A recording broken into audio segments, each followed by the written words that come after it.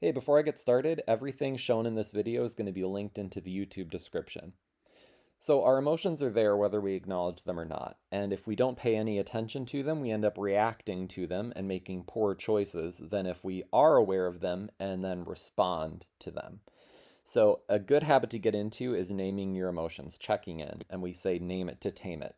And regardless of the content area you're teaching, this is a ritual that you can build into your class. And the frequency is up to you. You could do it once a day. You could do it before or after class, both. You could do it a couple times a week, once a week. So that's totally up to you. Again, it doesn't have to be a really long thing. The easiest thing to do would be to pull up a visual like this. We call this the mood meter. Brilliant scientists at Yale University came up with this. And you don't have to know a ton about it because the words are right here. The colors are pretty intuitive. If you've seen the movie Inside Out, this all just makes sense. Angry, anxious things are red, energetic, happy things are yellow, calm things are green, and then sad and disgusted things are blue. So similar to Inside Out. Basically, energy is on this axis, and then pleasantness is on the other axis. So up here we have high energy, unpleasant, low energy, unpleasant in the blue, low energy, pleasant is the green, and high energy, pleasant is the yellow. But again, you don't really need to know all that or explain it to your kids necessarily because all these emotion words are right there in front of you, and the kids can just pick out which one they're feeling. So basically, you throw this up on the screen when you're in Zoom or Google Meet, and you could have students reply in the chat. Just let them look at it, and then they just reply in the chat. So that takes a lot less time than if we go around to each student. They can just write out what they're feeling. If you have the capability to use Pear Deck, for example, you could allow kids to just highlight the different words that they're feeling on the screen with those Pear Deck tools. There's a lot of different versions in this document that's going to be linked into the YouTube description. Depending on your grade level you're teaching, you might want to pick different ones.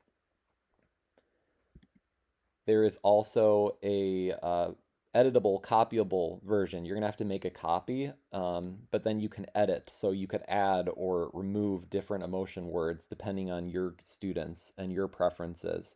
So this is one that's formatted as a slide, and this is one that is formatted like a piece of paper. So a lot of different options. So you can just stick with these ones that I've pre-made, or you can make a copy of these again and modify them to your heart's content.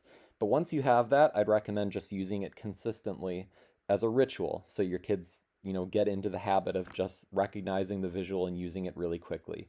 And again, chat is an option, great option because it's really fast. Just let them reply in the chat. Or they can use something like Pear Deck to visually highlight on the tool itself what they're feeling. Another option, say that we're asynchronous. So there's a Google form that you could schedule to go out.